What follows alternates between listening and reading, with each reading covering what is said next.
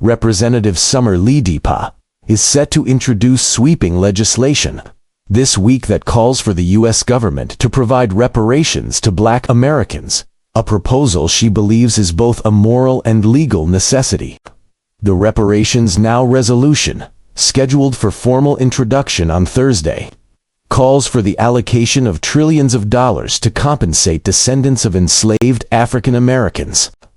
Speaking at a Capitol Hill event on Tuesday titled "Why We Can't Wait: Advancing Reparative Justice in Our Lifetime," Lee joined other lawmakers and activists to advocate for immediate government action on reparative justice.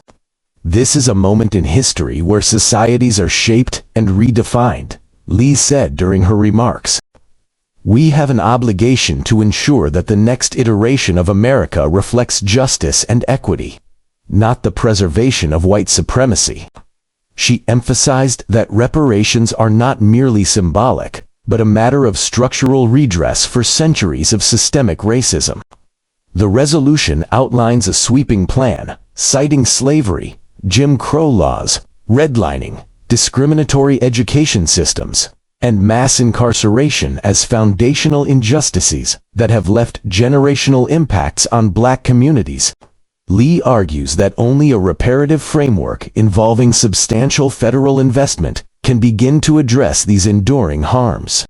Lee also condemned the policies of former President Donald Trump, accusing his administration of launching an aggressive rollback of civil rights protections and diversity programs.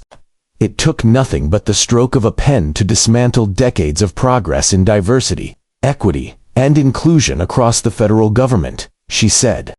"The Trump era was anti-Blackness on steroids, and we must resist the structures that allowed it." Representative Ayanna Pressley DeMais has also been a leading voice in the push for reparations.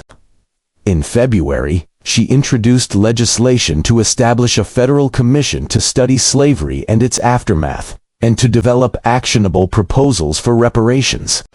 Pressley, speaking earlier this year, declared, "We are in a moment of anti-Blackness on steroids.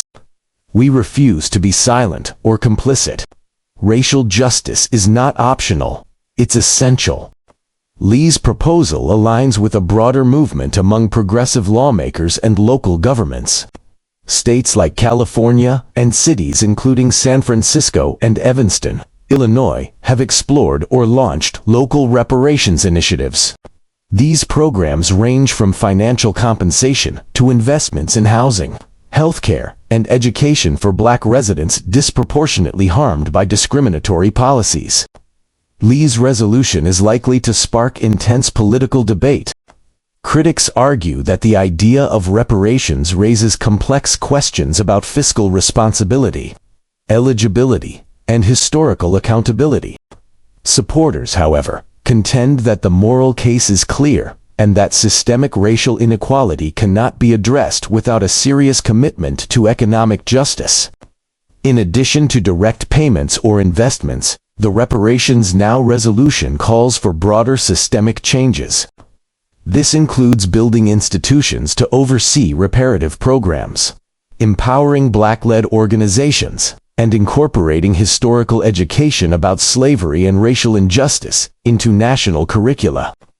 While the resolution faces steep political hurdles, particularly in a divided Congress, Lee and her allies remain committed. "We're not asking for a favor," she said. "We're demanding justice that is long overdue."